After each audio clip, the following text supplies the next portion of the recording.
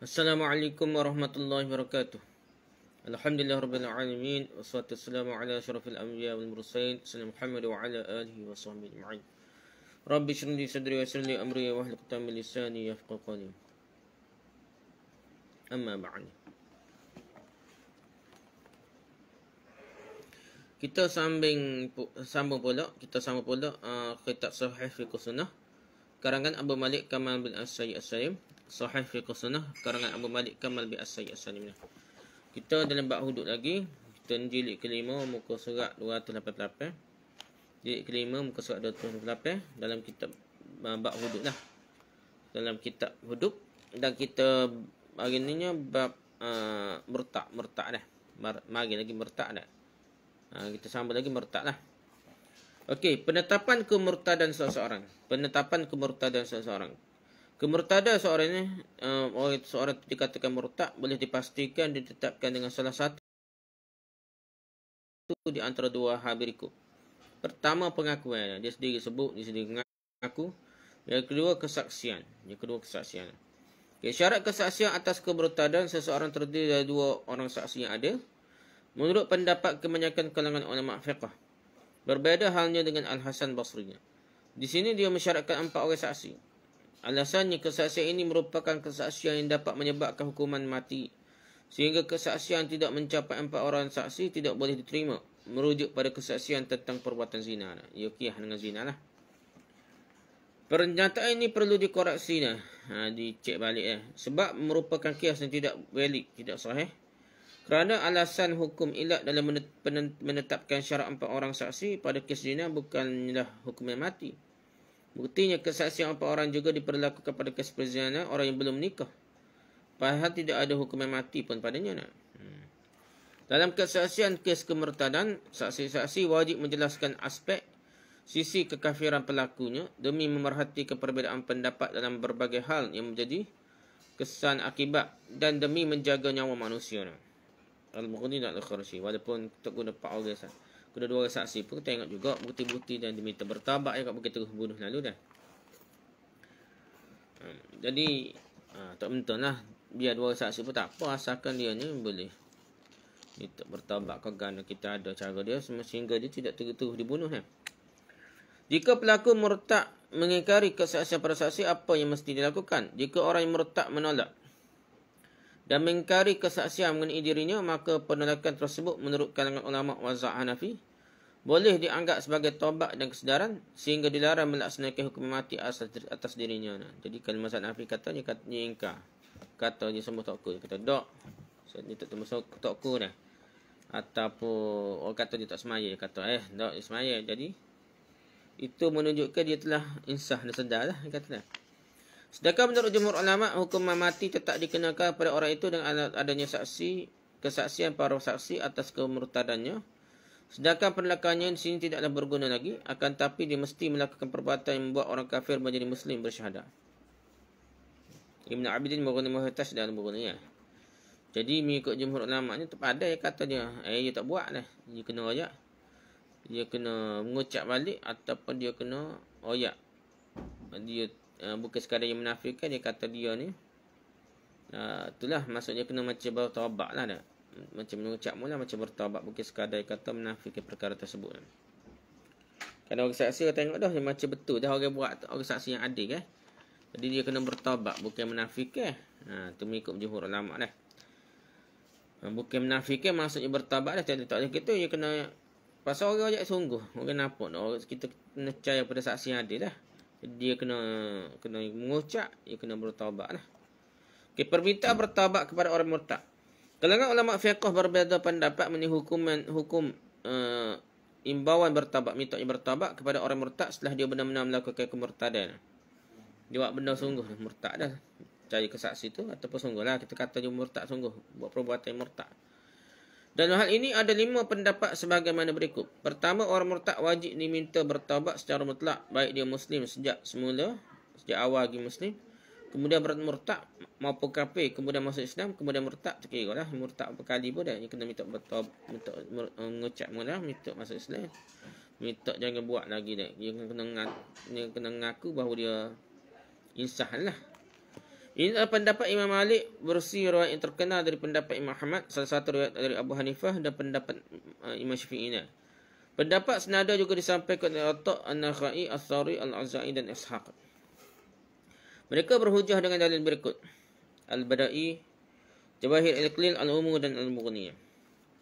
Pertama, hadis riwayat Jabir bahawa ada seorang perempuan yang bernama Marwan murtad dari Islam. Lalu berita tersebut sampai kepada Nabi SAW. Beliau pun langsung memerintahkan untuk mengimbaunya agar bertaubat. Itu dia bertaubatlah. Suruh masuk Islam mula bertaubat. Jika bertaubat maka dia dibiarkan hidup. Jika tidak maka ia mesti dihukum mati. Hadis dhaif hadis Darqutni Al-Bahaqi meriwayatkan darinya, lihat Irwaul Ghalil. Tina ada Marwan lah. Jadi lepas tu yang kedua, asar Umar bin Khattab radhiyallahu anhu, bahawasanya ada seorang lelaki dari kalangan kaum Abu Musa Syari datang menghadapnya. Umar pun menanyainya tentang orang di sana dan dia memberitahukannya. Umar lantas bertanya, adakah berita yang aneh? Dia menjawab, ya, seorang lelaki menyatakan kafir setelah keislamannya. Dia bertanya lebih lanjut, lalu apa yang kalian lakukan terhadapnya? Orang itu menjawab, kami menangkapnya lalu memukul tengkuknya, membunuhnya. Umar pun berkata, mengapa kalian tidak menahannya dahulu selama 3 hari sambil memberinya makan setiap hari dengan roti serta memintanya untuk bertabat? Barangkali dia mahu bertabat dan kembali menjalankan perintah Allah. Ya Allah, sesungguhnya aku tidak hadir dan tidak redha ketika mendapatkan berita tersebut. Sanadnya lain nama hadis riwayat Malik dalam Muwatta', riwayat Yahya Asy-Syafi'i meriwayatkan darinya dari dalam musnadnya, At-Tahawi, Al-Baqi dengan sanad yang lemah. Terdapat riwayat serupa yang sahih sebagaimana akan diterangkan pada tempatnya, tetapi tidak ada ketetapan bahawa Umar berlepas diri dari perbuatan mereka. Gitulah peristiwa ni macam sahih, tapi tambah itu dipertikaikanlah. Umar tidak reda tu tak. Para ulama tersebut mengatakan jika memang tetap bertaubat pada orang murtad tidak wajib, tentulah Umar tidak akan berlepas diri dari perbuatan mereka. Yang ketiga, mereka juga berpegang pada perbuatan sebahagian sahabat dalam meminta orang murtad untuk bertaubat, sebagaimana akan dikemukakan dalam dalil pendapat yang lain. Mereka menakwilkan perintah membunuh orang murtad sebagai tindakan yang diambil setelah memintanya untuk bertaubat. Ini hujah-hujah pendapat yang pertama dah. Okey, pendapat kedua ada, permintaan bertaubat kepada orang murtad tidaklah wajib, melainkan hanyalah anjuran saja, sunat sajalah. Ini adalah pendapat kedua dari Asy-Syafi'i, riwayat Ahmad, Abu Hanifah, Al-Hasan dan Taus. Mereka beralasan sebagaimana berikut. Sabda Nabi SAW, man baddala dinahu faqtuluh. Barang siapa yang mengganti keagamannya maka bunuhlah dia sebagai hukuman mati. Hadis sahih dari Bukhari. Hadis ini tidak menyebutkan permintaan bertaubat kepada orang murtad. Yang kedua, kisah pelantikan Abu Musa Asy'ari berisi, kemudian Mu'az bin Jabal diutus untuk mengawasinya. Ketika sampai kepadanya, Abu Musa pun menyodorkan bantal kepadanya sambil berkata, menginaplah di sini. Tiba-tiba muncul seorang lelaki yang diikat. Mu'az bertanya, ada apa dengan orang ini? Abu Musa menjawab, dulu dia seorang Yahudi, kemudian masuk Islam lalu kembali menganut Yahudi. Abu Musa lantas menyuruh Mu'az duduk. Duduklah. Namun Mu'az menjawab, aku tidak mahu duduk sampai dihukum mati demi keputusan Allah dan Rasulnya. Dia mengucapkannya 3 kali. Akhirnya Abu Musa pun memerintahkan untuk melaksanakan hukuman mati kepada orang murtad itu. Riwayat ini tidak menyebutkan adanya permintaan untuk bertaubat kepada orang murtad. Hadis sahih hadis Bukhari Muslim. Yang ketiga, praktik para sahabat yang minta taubat orang murtad sebagaimana yang dilansir dalam beberapa asar berikutnya. Pertama, asar dari Anas radhiyallahu anhu, yang mana dia mengatakan ketika kami menaklukkan Sustara, Abu Musa Asy'ari mengutusku untuk menghadap Umar bin Khattab. Begitu sampai ia berkata, apa yang dilakukan kaum Bakar, Juhaimah dan pengikutnya? Aku menjawab, wahai Amirul Mukminin, apa yang mereka lakukan adalah membunuh, bergabung dengan kaum musyrikin, keluar dari Islam, berperang bersama kaum musyrikin hingga mereka terbunuh. Umar lantas berkata, sungguh menangkap mereka dengan selamat lebih aku suki daripada sisi bumi yang berwarna putih ataupun kuning. Aku yang Anas berkatakan, bagaimana cara menangkap mereka menurutmu? Umar menjawab, aku menunjukkan pintu keluar untuk mereka. Jika mereka menolak, nescaya aku jebluskan mereka ke dalam penjara. Sanad sahih ada Al-Khilal dalam Ahkam Ahlul Milal. Yang kedua, Asar Ibn Mas'ud bahawa ia menangkap sekelompok orang penduduk Iraq yang keluar dari Islam. Ia menulis surat laporan mengenai mereka kepada Khalifah Uthman bin Affan. Suratnya pun dijawab oleh Uthman, tawarkanlah agama kebenaran pada mereka serta kesaksian bahawa tidak ada Tuhan yang berhak disembah selain Allah Jika mereka menerima, maka lepaskanlah mereka. Namun jika tidak mahu menerima, maka bunuhlah mereka. Akhirnya sebahagian di antara mereka ada yang menerima ajakannya dan Ibn Mas'ud pun membiarkannya. Sementara sebahagian lagi tidak mahu menerima dan ia pun langsung menerapkan hukuman mati kepada mereka. Sanadnya sahih, hadirul akhidah dalam Al-Ahkam Al-Hilal. Yang ketiga, kisah seorang lelaki yang murtad dari Islam yang diriwayatkan oleh Abu Burdah. Bahawa ada seorang lelaki yang telah menyatakan keluar dari Islam dihadapkan pada Abu Musa Asy'ari. Ia menghimbaunya untuk bertaubat, minta bertaubat selama 20 malam atau lebih kurang dari jumlah itulah. Lalu Mu'az datang dan menghimbau, mengajak mereka orang tersebut untuk bertaubat, namun ia menolak lagi. Mu'az pun langsung menebas batang lehernya.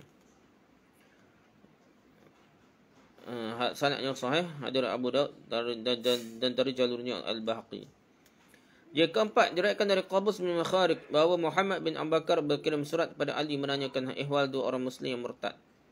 Ali menulis surat balasan kepadanya terkait dengan dua orang yang telah murtad. Jika memang kedua bertaubat, maka lepaskanlah mereka. Namun jika tidak, maka tebaslah leher mereka sebagai hukuman mati. Sanadnya Hasan, hadis riwayat Abdul Razzaq. Itulah dalil, tapi kita tengok tu macam ada hukuman. Ada hak teguh. Itulah pendapat ni kata sunat je dah. Tapi kita tengok tu macam buat belaka tak. Wallahu a'lam lah. Pendapat ketiga, permintaan taubat kepada orang murtad hukumnya tidak wajib, namun juga tidak dilarang. Ini adalah pendapat Abu Muhammad bin Hazam dan para pengikutnya. Muhallaq karya Ibn Hazam. Mereka beralasan bahawa tidak ada dalil yang mewajibkan permintaan taubat, sementara hal itu termasuk perbuatan baik dan mengajak manusia kepada jalan Allah dengan hikmah dan pengajaran yang baik. Allah Ta'ala firman, "Waf'alul khaira la'allakum tuflihun," dan berbuatlah kebaikan agar kamu beruntung. Surah Al-Hajj surah kedua ayat 77. Begitu juga firman Allah Ta'ala, "Ud'u ila sabili rabbika bil hikmah wal mau'izatil hasanah wajadilhum billati hiya ahsan." Serulah manusia kepada jalan Tuhanmu yang dengan hikmah dan dengan pengajaran yang baik, dan berdebatlah dengan mereka dengan cara yang baik. Surah An-Nahl surah ke-16 ayat 125. Di samping itu, hal tersebut mengacu pada perbuatan sahabat yang terangkan sebelumnya. Pendapat keempat, permintaan bertaubat wajib bagi orang yang semula kafir, kemudian masuk Islam lalu murtad, bukan lagi orang muslim sejak awalnya. Inilah pendapat Atha dan sebuah riwayat daripada Ibn Abbas. Para ulama yang berpendapat demikian mengatakan permintaan taubat itu hanya disyariatkan bagi orang yang keluar dari Islam tanpa pengetahuan yang memadainya. Ia jahil ada. Adapun jika memiliki pengetahuan yang cukup, maka tidak ada tuntutan untuk bertaubat. Pendapat kelima, orang murtad tidak perlu diminta bertaubat, melainkan cukup diperintahkan untuk kembali kepada Islam sambil dikalungi pedang di lehernya. Jika menolak, maka lehernya dipenggal terus. Ini adalah pendapat sekelompok ulama fiqh di antara Imam Syaukani. Rujuk As-Sailul Jarad Nal Atar. Ia menyatakan pendapat yang menyatakan adanya kewajipan untuk menghukum mati orang murtad itu kepada Hasan, Tawus dan kalangan mazhab Zahiri. Pendapat ini juga diriwayatkan oleh Ibn Muzir dari Mu'az dan Ubaid bin Umar. Ini juga riwayat Al-Bukhari dalam Sahih Bukhari. Syekh Ibn Islam menyatakan bahawa pendapat tersebut berasal dari riwayat Ahmad. Di pendapat yang kuat, dalam pandangan saya yang tuai kitab ni Abu Malik, nas yang disampaikan secara marfu' kepada Nabi SAW hanya menunjukkan kewajipan hukuman mati terhadap orang yang murtad. Ini sudah merupakan ketetapan dasarnya. Akan tetapi jika hakim berpendapat untuk menundanya dan menilai hal itu boleh dilakukannya, maka keputusan itu boleh dilaksanakan. Kali nak suruh bertaubat berapa hari kan? Ada sampai 20 hari nama tak? Dan dasarnya adalah perbuatan sahabat yang terpercaya dan pemahaman terhadap keumuman firman Allah Ta'ala, فَإِن تَابُوا وَأَقَامُوا الصَّلَاةَ وَآتُوا الزَّكَاةَ فَخَلُّوا سَبِيلَهُمْ إِنَّ اللَّهَ غَفُورٌ رَحِيمٌ. Jika mereka bertaubat dan melaksanakan salat serta menunaikan zakat, maka berilah kebebasan pada mereka. Sesungguhnya Allah Maha Pengampun lagi Maha Penyayang. Surah At-Taubah surah ke-9 ayat 5. Faedah. Banyak pihak yang berbeza pendapat mengenai status permintaan taubat kepada orang murtad. Apakah permintaan taubat tersebut cukup sekali atau mesti 3 kali? Apakah permintaan untuk bertaubat sebanyak 3 kali itu dilakukan dalam satu majlis, 1 hari atau dalam 3 hari? Ada riwayat dari Ali bahawa hendaknya orang murtad ini diberi waktu untuk bertaubat dalam jangka waktu itu 1 bulan. Ada riwayat sampai 1 bulan pada. Al-Muslim memberi waktu kepada orang murtad untuk bertaubat selama 20 hari. Sebagaimana telah disebutkan di atas. Diriwayatkan dari Nakhai, orang murtad diminta bertaubat selama-lamanya. Berat lagi dah. Aku Abu Malik katakan pertimbangan ulama dalam hal ini kembali kepada pengertian maslahat yang dipandang oleh hakim. Jadi kemaslahat kebaikan itu mengikut hakim lah dah. Kita tahu cara bertaubat bagi orang yang murtad. Ujuk Ibn Abidin Asnal Matalib dan Al-Insafnya. Tata cara bertaubat bagi orang murtad. Jika orang murtad telah mengucapkan 2 kalimah syahadat, maka taubatnya sudah sah menurut kalangan mazhab Hanafi, Syafi'i dan Hanbali dengan merujuk kepada sabda Nabi sallallahu alaihi wasallam, "Umirtu an uqatila an-nas hatta yaqulu la ilaha illallah. Faman qala la ilaha illallah faqad 'asama minni ma lahu wa nafsuhu illa bihaqqi wa hisabuhu 'ala Allah."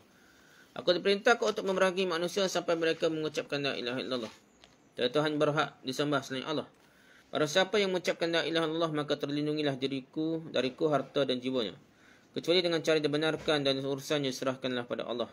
Hadis sahih dari Bukhari dan Muslim. Syahadat menjadikan diakuinya keislaman seorang kafir yang baru masuk Islam. Kesaksian ini juga berlaku bagi orang yang murtad.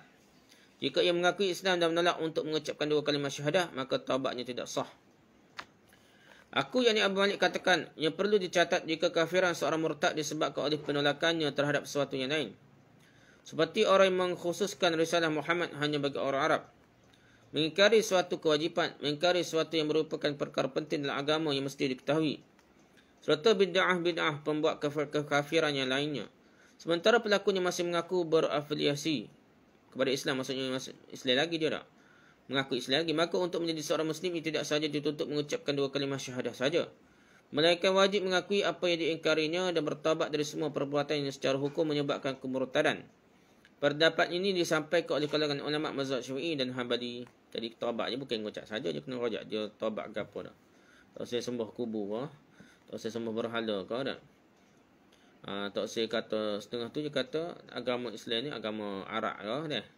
Bukan agama orang Melayu dah. Melayu ni kena ajar ibu yati ke apa dah. Ajar Islam Melayu ke apa dah. Benda tu menyebabkan kafir lah kau dah. Jadi kena royak lah bertaubat ke apa dah. Dan kan kalau ulama mazhab Hanafi berpendapat bahawa taubat orang murtad adalah dengan menyatakan diri bebas dari ikatan agama selain Islam atau dari agama lain yang dianutnya setelah mengucapkan 2 kalimah syahadat. Ini merupakan pernyataan global yang tidak memadai untuk dianggap sebagai pertaubatan yang sesungguhnya.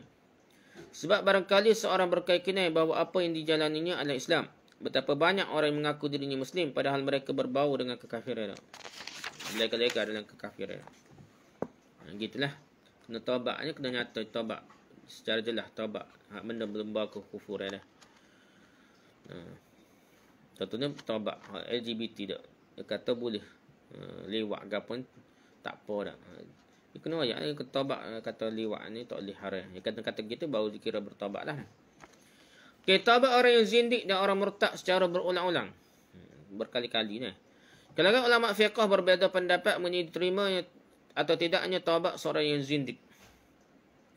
Tidak terima taubat orang zindik di sini maksudnya adalah tidak terima secara zahir sehingga dia tidak terhindar dari hukuman mati. Adapun secara batin pintu taubat terbuka bagi setiap orang yang menginginkannya. Seperti banyak dalil yang menerangkan hal itu. Zindik ni masuk Islam tapi dia merosakkan Islam dalam dan kau rasakan yang dia buat tu fatal dah, berat lah sehingga bahaya Islam dah. Orang zindik ni dia buat tolak Islam dah. Jadi orang gini dia rosak Islam banyak mana dah tak? Adakah dia kena bunuh tu? Dia tak bertaubat ataukah dia tak bertaubat pun dia tipu je dah berapa kali dah. Lepas tu kena pula ke Islam dah. Wah dia palsu lah apa dah. Orang zindik maksudnya adalah orang munafik yang menampakkan keislamannya dalam penglihatan banyak orang, namun hatinya kafir. Begitu juga halnya dengan taubatnya orang yang melakukan kemurtadan berulang-ulang. Dalam hal ini ada 2 pendapat di kalangan ulama. Rujuk Ibn Abidin, Fathul Qadir, Jawahirul Aqli, Al-Majmu', Asnal Matalib, Al-Mughni dan Insaf. Pendapat pertama, taubat seorang orang yang zindik diterima sebagaimana orang murtad lainnya. Ini adalah pendapat kalangan mazhab Hanafi, Syafi'i, salah satu riwayat pendapat dari Ahmad. Pandangan yang pilih Ibn Qudamah dan merupakan riwayat dari Ali dan Ibn Mas'ud. Para ulama tersebut berpegang pada dalil-dalil sebagaimana berikut. Firman Allah Ta'ala, Qulil ladhina kafaru iyantahu yughfar lahum ma qad salaf.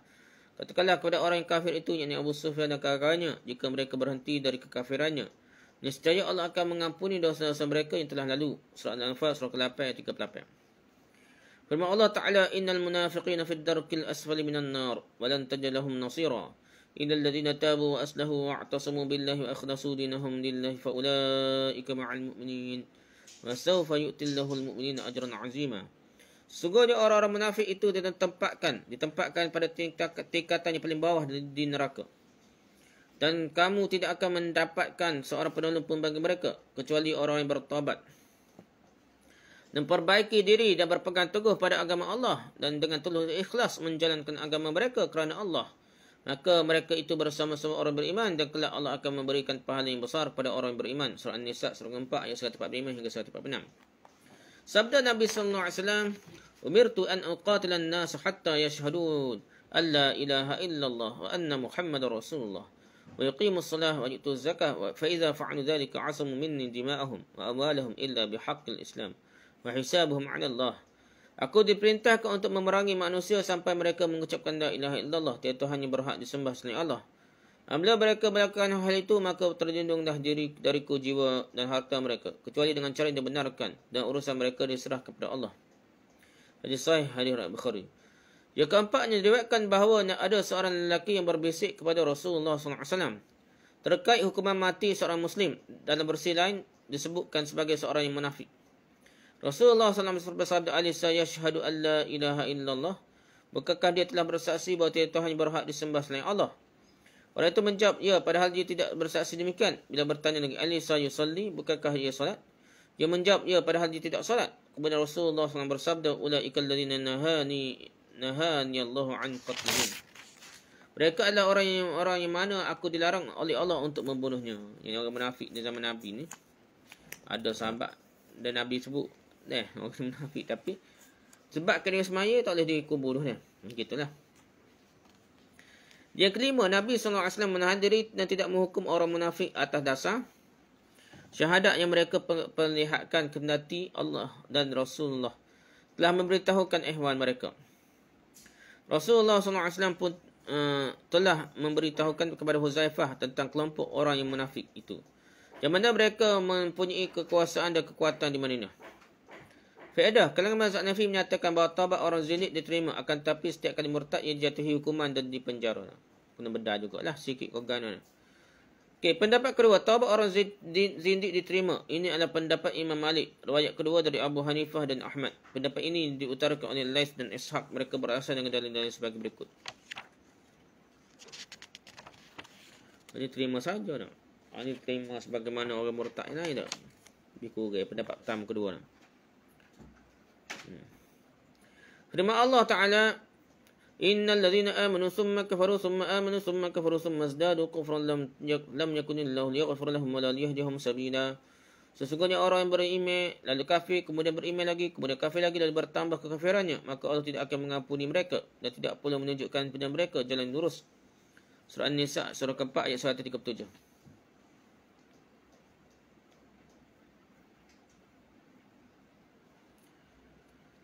Merujuk pada ayat ini, ampunan dan petunjuk menjadi hilang dari mereka kerana ketiadaan taubat mereka. Jika memang taubat mereka terima, tentu Allah Ta'ala akan mengampuni mereka. Pernyataan di atas dapat disanggah bahawa ayat tersebut di atas tidak menunjukkan bahawa mereka pada akhirnya bertaubat, akan tetapi yang tampak dari mereka justru kekafiran mereka semakin bertambah kuat.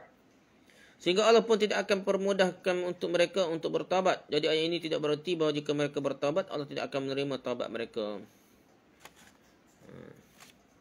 Gitulah tak. Masalah ni dia kafir sekali, ni nak kafir banyak kali lah. Ada penyakit dah nak. Yang kemerebak nak. Kena berubat sungguh-sungguh bahawa siap nak. Penyakit zindik. Ini ajaran pelik-pelik lah ni. Lepak laga apa dah ni. Tak payah semaya tak. Semaya pun tak khusyuk tak. Semaya dengan hati laga apa macam-macam lah ni. Ma'rifatullah. Kecek pasal ma'rifah dah. Tapi tak semaya best. Ni ada lah ni. Lama dah tak macam mana ni. Dia guna ni Facebook, WhatsApp, YouTube ni nak. Masalah ni ramai 70,000 tengok ni. Heran dak macam mana boleh ramai ni mau pengikut dia dah. Kita ingat ayah pin bisa ada lagi. Ya. Dalil kedua dah. Riwayat dari Zabian bin Amarah bahawa seorang lelaki dari Bani Sa'ad melewati masjid Bani Hanifah. Pada saat mereka membaca beberapa bait puisi Musailamah Al-Kadzab ni, Nabi palsu ni. Lalu lelaki-lelaki itu kembali kepada Ibn Mas'ud dan memberitahukannya. Serta Bata Ibn Mas'ud mengutuskan seorang untuk memberi peringatan pada mereka. Kemudian minta mereka bertaubat dan mereka pun bertaubat. Perkara mereka pun selesai. Kecuali seorang lelaki dari mereka bernama Ibn Nawahah. Ibn Mas'ud mengatakan, aku telah mengingatkanmu satu kali sehingga hatiku mantap ketika kamu telah bertaubat, namun sekarang aku melihatmu kembali murtad. Maka Ibn Mas'ud pun lantas menjatuhkan hukuman mati kepada orang itu. Hadis riwayat Baihaqi ni. Jadi soalannya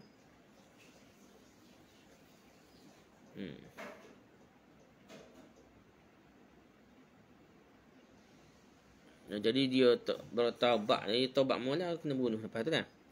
Pendapat hujah yang ketiga dari ketiga, pengulangan perbuatan murtad merupakan tanda rosaknya akidah, tidak adanya tetap tekad dan mempermainkan agama dah. Rujuk Al-Manar As-Sabil. Ibnu Qudamah membantah pernyataan tersebut bahawa asal sahabat ini adalah hujah untuk menerima taubat orang yang zindik kendati mereka pun terus-menerus kafir. Adapun hukum mati terhadap Ibnu Nawahah yang dijatuhkan oleh Ibnu Mas'ud kemungkinan didasari oleh pertimbangan kerana sudah jelas sekali kebohongannya dalam bertaubat. Hal tersebut juga didasarkan pada sabda Nabi SAW kepada Ibnu Nawahah yang datang sebagai utusan Muslimah. Laula annaka rasulun la darabtu unuqaka.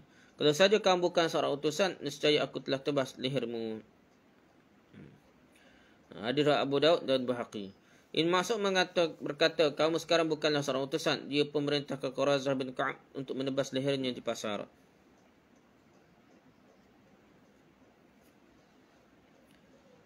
Gitu tahu, Allah alam.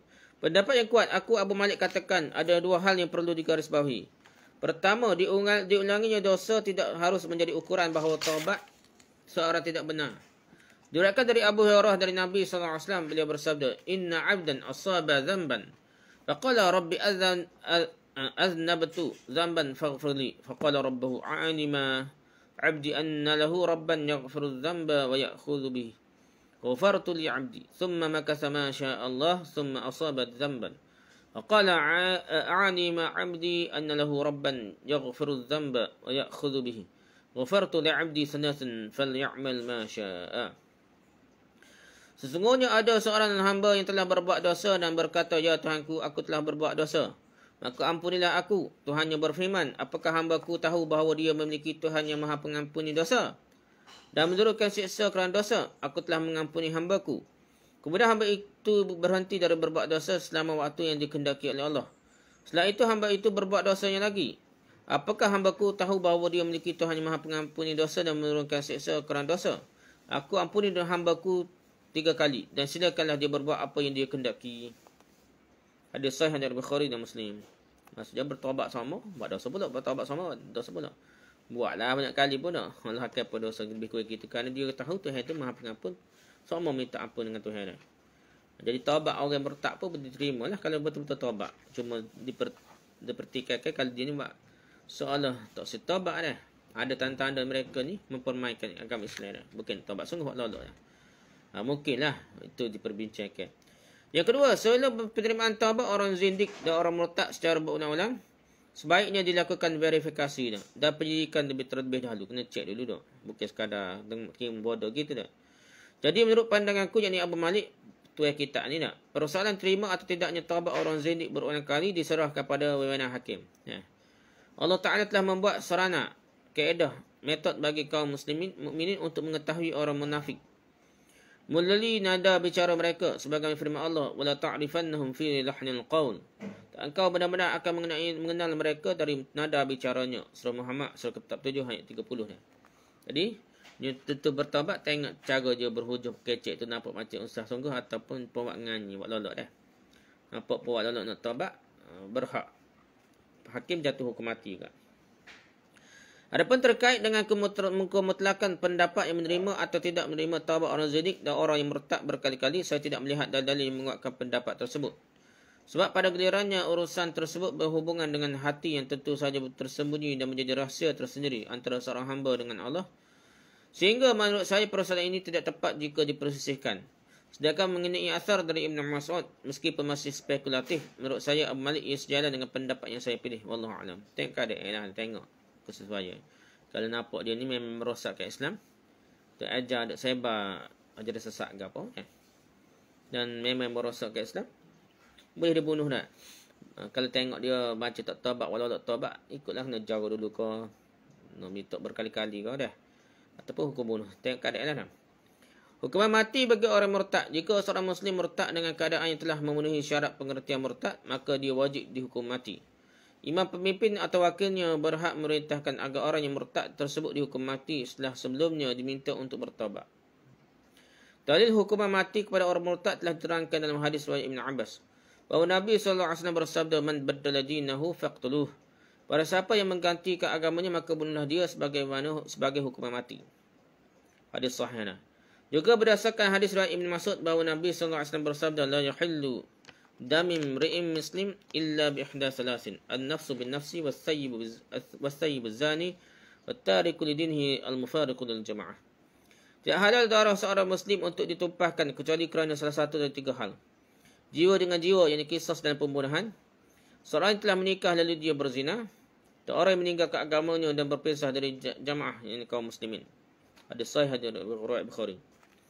Orang yang dihukum mati kerana murtad tidak perlu dimandikan dan disolati dan tidak dikubur bersama di pemakaman kaum muslimin.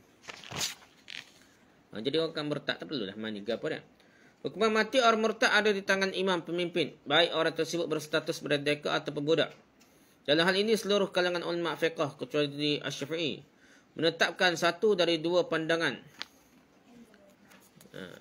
yang ada mengenai budak, yakni hukuman mati budak berada di tangan majikannya. Jadi majikan dia kalau murtad budak hamba tu murtad, majikannya boleh bertindak.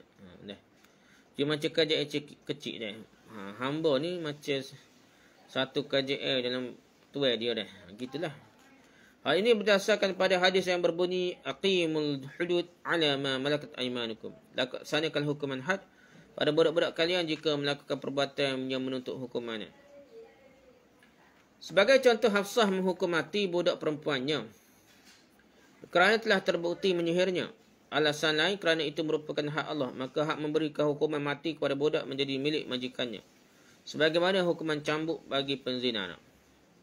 Jumhur ulama memberikan tanggapan bahawa hadis yang berbunyi laksanakan hukuman had pada budak-budak kalian tidak mencakupi hukuman mati dalam perkara murtad. Sebab dalam konteks kemurtadan berlakunya hukum mati dengan alasan kekafiran dan bukan dikarenakan hukuman had. Jumhur ulama menambahkan terkait dengan asar dari Hafsah, Uthman tidak senang dengan tindakan Hafsah tersebut, namun Ibnu Umar terburu-buru mengkoreksinya hingga dia terdiam. Jumhur ulama melanjutkan hukuman cambuk merotan bagi penzina adalah hukuman kedisiplinan. Majikan mempunyai kewajipan memberikan pendidikan disiplin pada budaknya, berbeza halnya dengan hukuman mati. Jika dilakukan oleh selain imam pemimpin, maka dia dianggap telah berbuat jahat dan tidak ada jaminan atas keabsahan tindakannya itu. Dan jumhur ulama ni suruh tak boleh juga majikan dia, kena suruh pada pemerintah juga. Wallahu a'lam lah. Pendapat yang kuat, aku Abu Malik katakan pendapat jumhur ulama lebih berhati-hati kerana menghindarkan dalih bagi majikan. Ni tuai hamba lah. Hamba dulu, lalu ni tak ada dah. Bagi majikan yang membunuh budaknya tanpa alasan yang benar. Sebab jika ada orang selain imam pemimpin yang menghukum mati orang murtad, maka orang tersebut diberi hukuman ta'zir kerana kecerobohannya, namun tidak wajib membayar jaminan. Jadi kena tu juga, pemerintah jugalah. Apakah perempuan murtad dihukum seperti lelaki yang murtad? Terkait dengan kes perempuan yang murtad dengan keadaan yang memenuhi syarat kemurtadan, kalangan ulama fiqh berbeza pendapat untuk menjatuhkan hukuman mati kepadanya. Mereka terbahagi menjadi 3 pendapat sebagaimana berikut. Ruja' al-Bada'i, Jawahir al-Iqlil, Al-Umu, Al-Majmu', Mughni Muhtash, Al-Mughni dan Al-Insaf. Pendapat pertama, perempuan yang murtad tetap dihukum mati sebagaimana halnya lelaki-lelaki. Tidak ada perbezaan antara orang murtad perempuan dan lelaki-lelaki. Ini adalah pendapat majoriti ulama fiqh di antaranya Imam Malik, Asy-Syafi'i dan Ahmad. Pendapat ini diriwayatkan dari Abu Bakar dan Ali. Pendapat ini juga disampaikan oleh Al-Hasan, Az-Zuhri, Al-Dakhai, Makhul, Muhammad, Al-Lais, Al-Auza'i dan Ishaq dengan mengacu pada dalil-dalil berikut. Pertama. Keumuman sabda Nabi SAW, Rasulullah SAW, "Man baddala dinahu faqtuluh." Barang siapa yang menggantikan agamanya, maka bunuhlah dia sebagai hukuman matinya. Dalil yang kedua, hujah kedua. Juga keumuman sabda Nabi SAW mengenai orang yang halal darahnya untuk ditumpahkan. Wattariku lidinihi al-mufariqu lil jamaah. Dan orang yang meninggalkan agamanya dan berpisah dari jemaah kaum muslimin. Ini masalah ada bahanan. Dr. Yusuf Qadhi kata ada tambah al-mufariqu lil jamaah. Maksudnya bukan murtad saja. tapi murtad dengan tolong orang kafir dah, bersama orang kafir. Wallahu alam, tapi yang pentingnya kalau kuasa tu pemerintah, dia berhak dah atas maslahat dah. Pendapat ketiga, dalil yang ketiga, hujah ketiga, diriwayatkan bahawa seorang perempuan yang bernama Marwan telah murtad. Kemudian Nabi SAW merintahkan agar orang menawarkan Islam padanya dengan pesan, jika dia bertaubat maka bebaskanlah dia, jika tidak maka bunuhlah dia. Hadis dhaif telah ditakhrij sebelum ini. Dalil keempat, hujah keempat, dalam hal ini perempuan yang murtad tersebut adalah seorang mukallaf yang mengganti ke agama yang benar dengan agama yang salah, sehingga dia layak dihukum mati sebagaimana halnya seorang lelaki yang murtad. Okey, pendapat kedua. Perempuan murtad tidak dikenai hukuman mati, melainkan dipenjara sahaja dan dipukul hingga bertaubat atau meninggal dunia. Ini adalah pendapat Abu Hanifah. Dia berpegang dengan dalil dan hujah sebagaimana berikut. Pertama, Nabi SAW bersabda, la taqtulu imra'atan, janganlah kalian membunuh wanita. Hadis sahih dari Bukhari Muslim. Pendapat yang dapat dibantah bahawa larangan itu hanya berlaku untuk menghukum mati perempuan yang memang menjadi kafir sejak semula, yang tidak diperangi dan tidak dihimbau untuk memeranginya. Masa perai ke apa dah. Nabi SAW melarang hal itu ketika melihat seorang perempuan yang terbunuh. Masa perai ni, jangan dibunuh hati ni. Masa lain tu tidak dah. Masa perai tu memang kafir asal, tiba masa perai tu terbunuh tu Nabi marah. Nabi tak bui lah. Tetapi itu jika perempuan kafir bergabung dalam peperangan, maka dia boleh dibunuh juga. Dia bersama-sama kafir lagi, pergi juga, jadi tentera juga. Diriwayatkan dari Rabah bin Rabi'. Dia mengatakan, saya bersama Rasulullah SAW dalam suatu pertempuran. Kemudian beliau melihat orang-orang mengerumuni sesuatu. Rasulullah SAW mengutus seorang lelaki seraya berkata, lihatlah apa yang mereka kerumuni. Lelaki utusan itu pun datang dengan berkata, mereka mengerumuni wanita yang terbunuh. Rasulullah SAW berkata, makan hadhil liqatil. Perempuan ini tidak ikut berperang. Perawi mengatakan pasukan garis depan dipimpin oleh Khalid bin Walid, dan Rasulullah SAW pun mengutus seorang lelaki dengan pesan, qul li Khalidin la yaqtulna imra'atan wala 'asifan. Katakanlah pada Khalid, hendaklah ia tidak membunuh wanita maupun pekerja buruh. Hadis Abu Daud Al-Hakim. Mungkin terlibat perai lah.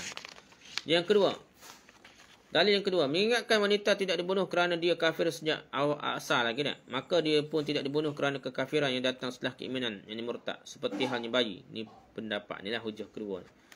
Pernyataan ini dapat dibantah bahawa mengkiaskan, menganalogikan perempuan dengan bayi merupakan kias yang keliru. Kias ma'al farik. Kerana bayi bukan mukallaf dan wanita adalah mukallaf yang diberi hukum syariat. Itu pendapat kedua, hujah pendapat kedua dah. Pendapat ketiga, perempuan murtad tidak dihukum mati melainkan dijadikan sebagai budak hamba. Pendapat ini disebabkan pada Ali bin Abi Talib, Al-Hasan dan Qatadah. Mereka beralasan bahawa Abu Bakar As-Siddiq menjadikan perempuan-perempuan Bani Hanifah dan anak-anak mereka sebagai budak. Selain itu, Abu Bakar juga memberikan seorang perempuan di antara mereka kepada Ali. Hingga perempuan itu melahirkan anak bernama Muhammad dan Al-Hanafiyah untuknya.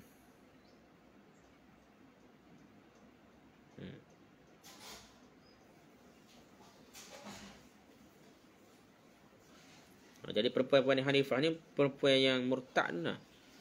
Jadi tahu jadi hamba. Jadi seorang perempuan di antara mereka tu yang murtad tu dah.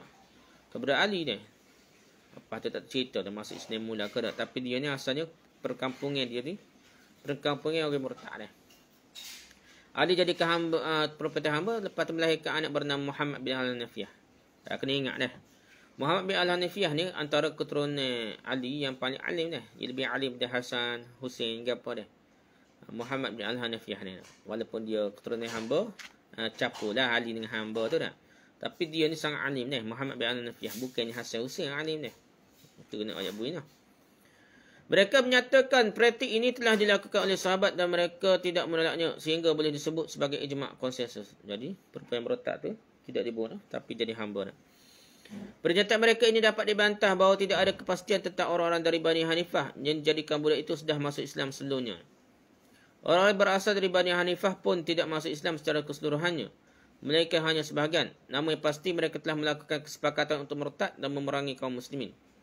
Atas dasar ini mereka pun diperangi dan diperlakukan sebagaimana orang kafir yang wajib diperangi. Jika di antara mereka ada yang tertawan dan imam penguasa berpendapat untuk menjadikannya sebagai hamba budak, maka ia berhak untuk melakukannya. Pendapat yang kuat mengikut Syekh ni lah tuan kita ni. Tidak diragukan lagi bahawa pendapat jumhur ulama Di sini adalah pendapat yang kuat. Sebab pendapat ini mengacu kepada sabda Nabi SAW. An-nisa'u syaqa'iqur rijal. Wanita itu adalah saudara kandung laki-laki. Hadis Hasan. Inilah hukum dasarnya dan tidak ada yang keluar dari hukum dasar kecuali jika ada dalil lain yang menunjukkannya. Sementara dalam masalah ini tidak ada dalil yang tegas. Jadi orang perempuan apa mengikut Syekh ni kena hukum bunuh jugalah. Hukum murtad juga hukum bunuh. Okey, kejahatan orang murtad. Murtad kerana meninggalkan solat. Jenis murtad ni. Tidak ada perbezaan pendapat di kalangan ulama dalam hal murtadnya orang meninggalkan solat dikarenakan membangkang dan mengingkari kewajipan solat. Dia kata sembahyang ni tak wajib. Tak perlu sembahyang. Sembahyang dengan hati ke apa ni. Ataupun sembahyang ni tak boleh sembahyang. Kan tak khusyuk. Demikian pula jika seorang mengingkari kewajipan solat, puasa dan haji. Kerana hal tersebut merupakan kewajipan agama yang telah disepakati hukumnya dan diketahui dengan mudah dalam agama. Sedangkan jika seorang meninggalkan solat kerana malas, maka di sini ada 3 pendapat yang berkembang di kalangan ulama fiqh. Penjelasannya sebagaimana berikut.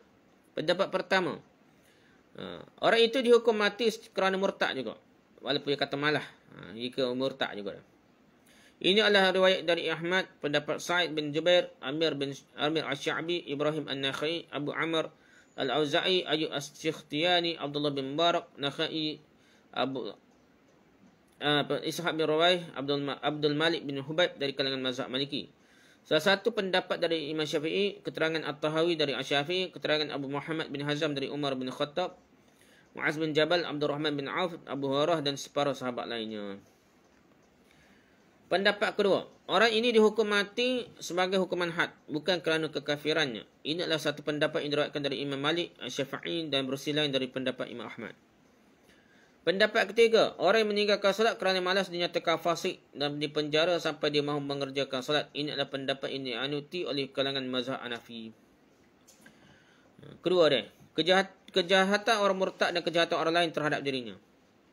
Kejahatan orang murtad kepada orang lain selalu ada, baik kejahatan yang disengajakan atau tidak disengajakan. Semuanya itu ada terjadi pada orang Muslim, kafir zimmi atau kafir musta'man yang meminta suaka perlindungan dan dianggap aman atau orang murtad seperti dirinya. Kejahatan tersebut ada yang menimpa jiwa dengan adanya pembunuhan atau pada selain jiwa seperti dengan memotong dan melukai anggota tubuh orang lain atau pada nama baik seperti zina dan menuduh zina atau pada harta seperti pencurian dan rompakan. Kejahatan tersebut boleh terjadi di negara Islam, kemudian orang murtad itu melarikan diri ke negara musuh atau tetap tinggal di sana, atau terjadi di negara musuh, kemudian orang murtad itu pindah ke negeri Islam. Macam mana dah? Semuanya itu boleh terjadi pada saat ini ia dalam keadaan Islam atau murtad. Dan mungkin juga tetap mempertahankan kemurtadannya atau kembali menjadi Muslim. Kemurtadan itu mungkin juga terjadi secara perseorangan, berkelompok atau oleh seluruh penduduk negeri. Macam-macam boleh jadi murtad. Kejahatan orang murtad yang membunuh orang lain. Bukan murtad saja, sampai tahap bunuh orang lain. Jika orang murtad membunuh orang Muslim secara sengaja, maka menurut ijma' ia dikenai hukum qisas. Jika orang murtad membunuh kafir zimmi atau kafir musta'man secara sengaja, maka dia dihukum mati kerana perbuatannya. Pendapat ini dinyatakan oleh kalangan mazhab Hanafi, Hanbali dan pendapat paling kuat dari 2 pendapat yang ada dalam mazhab Syafi'i. Alasannya orang murtad ini lebih buruk daripada kafir zimmi. Darah orang murtad boleh tumpahkan dengan qisas dan sembelihannya tidak halal. Begitu juga perkahwinan dan jizyahnya tidak diakui. Jadi, gitulah dah. Sedangkan menurut kalangan mazhab Maliki, orang murtad yang melakukan tindak kejahatan tersebut tidak dihukum mati. Pendapat ini juga merupakan pendapat lain dari Imam Syafi'i. Alasannya kerana masih ada hubungan keislaman. Sebab orang itu tidak menegaskan kemurtadannya lagi. Sementara itu, jika orang murtad membunuh orang Muslim merdeka atau zimmi secara tidak sengaja, maka dia dikenai diat pada hartanya. Namun dia ini menurut kalangan mazhab Hanafi, Syafi'i dan Hanbali tidak boleh dibebankan kepada aqilah. Ini keluarga dan saudara dari pembunuh. Diat ni setaya anak beranak dia. So kapu anak beranak dia tanggung belaka. Kalau ada kena bayar diat, pakat tanggung dia. Pasal qabilah kekeluargaan yang kuat zaman dulu. Kita tahu zaman dulu ni tak cara mengaku dah. Okay, mereka beralasan diat mensyaratkan perlindungan jiwa dari pembunuhan. Bukan Islam menurut ulama mazhab Hanafi, Syafi'i dan Hanbali. Kerana orang-orang murtad telah halal untuk ditumpahkan dan berada di pihak musuh.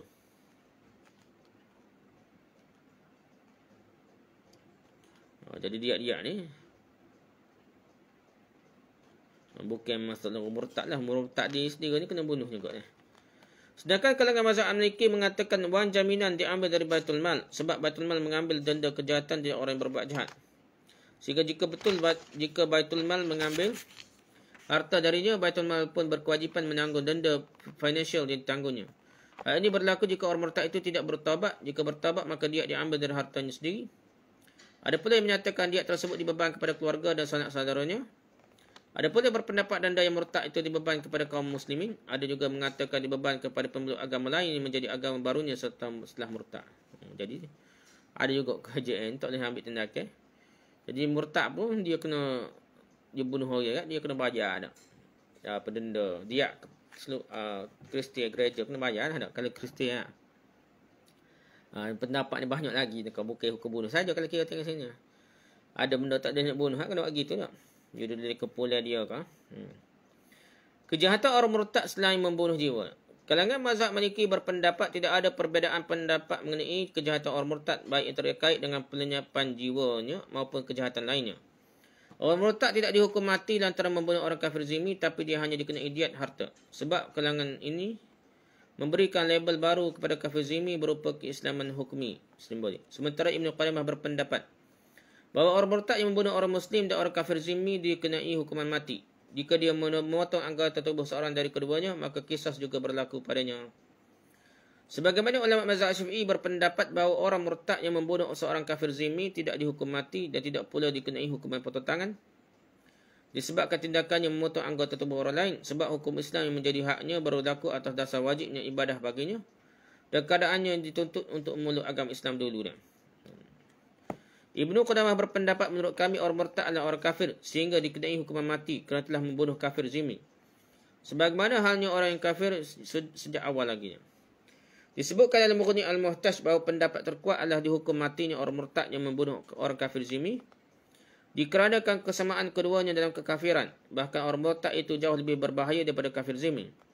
Sebab orang murtad yang membunuh kafir zimmi berarti menyia-nyiakan darah sehingga lebih tepat untuk dihukum mati. Zina orang murtad. Jika seorang lelaki murtad dan perempuan murtad berzina, dia wajib dijatuhi had zina. Jika bukan muhsan belum menikah, dia dihukum cambuk rotan 1 kali. Sedangkan jika dia muhsan sudah menikah yang kemudian statusnya itu dianggap hilang akibat murtad, maka hal itu diperselisihkan oleh kalangan ulama fiqh. Pendapat ini berpangkal pada perbezaan pendapat mereka mengenai syarat-syarat status muhsan. Apakah di antara syarat muhsan itu ada syarat keislaman ataupun tidak?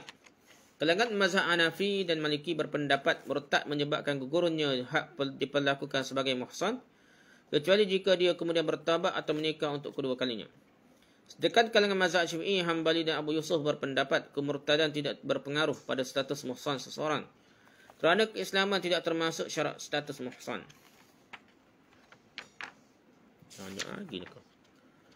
Tuduhan zina orang murtad terhadap orang lain.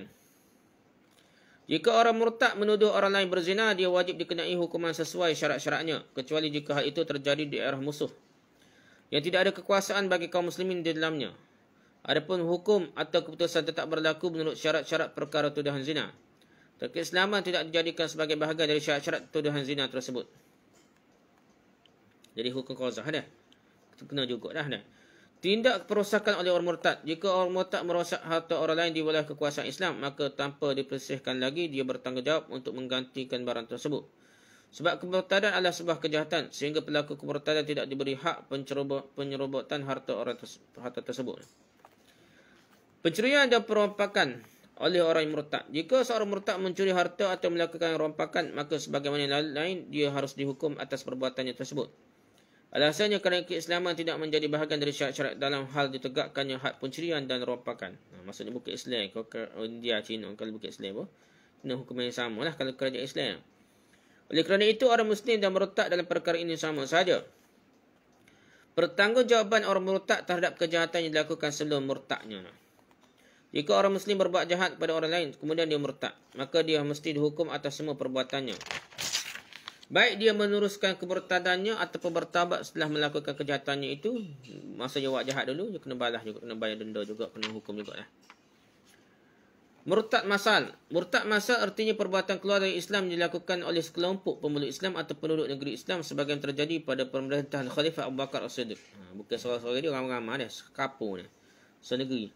Jika kejadian itu terulang kembali, kalangan ulama fiqh sependapat untuk mewajibkan penerapan hukuman mati kepada pelakunya, merujuk kepada tindakan Abu Bakar terhadap orang murtad pada masa pemerintahannya. Namun para ulama berbeza pendapat mengenai keberadaan daerah mereka dalam dua pendapat. Pendapat pertama, jumhur ulama itu terdiri dari kalangan mazhab Syafi'i, Hambali, Abu Yusuf dan Muhammad dari kalangan Hanafi, bahawa jika orang murtad itu menampakkan hukum-hukum syirik di daerah tempat tinggal mereka, maka daerah mereka adalah daerah musuh. Sebab pemilikan sebuah daerah disandar kepada kita atau kepada mereka ditinjau dari segi kekuatan dan daya pertahanan. Sehingga setiap tempat yang menampakkan hukum syirik adalah daerah musuh. Dan setiap tempat yang menampakkan hukum Islam, maka itu adalah daerah Islam. Tempat syirik lah, tempat semua berhala ke apa dah, bertak. Jadi situ macam kawasan musuh dah. Jadi kafir habis lah. Pendapat kedua, menurut Abu Hanifah, daerah orang murtad itu boleh menjadi daerah musuh dengan 3 syarat sebagai berikut. Pertama, daerah itu berdampingan dengan daerah orang musyrik. Antara daerah itu dan daerah musuh tidak ada kawasan yang dimiliki Muslim. Yang kedua, tidak ada orang Muslim yang berpegang teguh pada keimanannya di tempat itu, dan tidak juga orang kafir zimmi yang berpegang teguh dengan keimanannya. Yang ketiga, daerah itu menampakkan hukum-hukum syiriknya. Imam Abu Hanifah mengacu pada kesempurnaan penyerangan dan penggunaan kekuatan senjata. Kerana kawasan tersebut sebelumnya adalah daerah Islam. Maksudnya tempat yang terjaga untuk kaum muslimin yang berlakukan kewenangan hukum untuk menjaganya, kecuali atas dasar adanya kesempurnaan penyerangan oleh orang musyrik. Hal itu terpenuhi dengan terkumpulnya 3 syarat berikut. Pertama, tindakan kejahatan terhadap orang murtad. Kalangan ulama fiqh sependapat bahawa jika seorang muslim murtad, maka darahnya halal untuk ditumpahkan diperangi. Akan tapi hak menjatuhkan hukuman mati kepadanya berada di tangan imam atau wakilnya. Orang muslim yang bunuh orang murtad dikenai hukuman ta'zir saja kerana telah melangkahi hak imam. Kerana hak pelaksanaan hukuman had sepatutnya sepenuhnya dipegang oleh imam, pemerintah. Sementara itu, jika kafir zimmi membunuh orang murtad, maka menurut jumhur ulama yang terdiri dari kalangan mazhab Hanafi, Maliki, Hambali dan pendapat terkuat dari mazhab Syafi'i, kafir zimmi itu tidak dikenai hukuman qisas. Kena bayar diat lah kalau ia pun. Sedangkan menurut kalangan mazhab Syafi'i, dalam versi pendapat yang lain, seorang kafir zimmi yang membunuh murtad tetap dikenai hukuman qisas. Hukuman bunuh balas lah. Tindakan kejahatan terhadap orang murtad selain pembunuhan. Kalangan ulama fiqh sependapat bahawa kejahatan yang menimpa orang murtad dibiarkan sahaja, kerana dia tidak berhak mempunyai hak perlindungan. Sedangkan jika kejahatan menimpa seorang muslim kemudian dia murtad lalu meninggal dunia, atau kejahatan tersebut menimpa orang murtad kemudian masuk Islam kemudian meninggal dunia, hal ini dibahas oleh kalangan ulama fiqh dengan beragam-ragam pendapat yang terdapat dalam bahasan qisas pada kitab-kitab fiqh. Hukum bunuh balas lah dah. Yang seterusnya, tuduhan zina terhadap orang murtad. Kalangan ulama fiqh sependapat dengan tidak adanya kewajipan hukuman bagi orang menuduh zina orang murtad. Sebab di antara syarat wajib ditegakkannya hukuman had, tuduh zina ni, qazah ni, tanpa bukti adalah bahawa tertuduh itu seorang muslim. Tuduh orang kafir ni tidak ataupun murtad tidak dikira qazah lah. Hal-hal yang menetapkan kemurtadan seorang. Kemurtadan seorang ditetapkan dengan pengakuan atau kesaksian.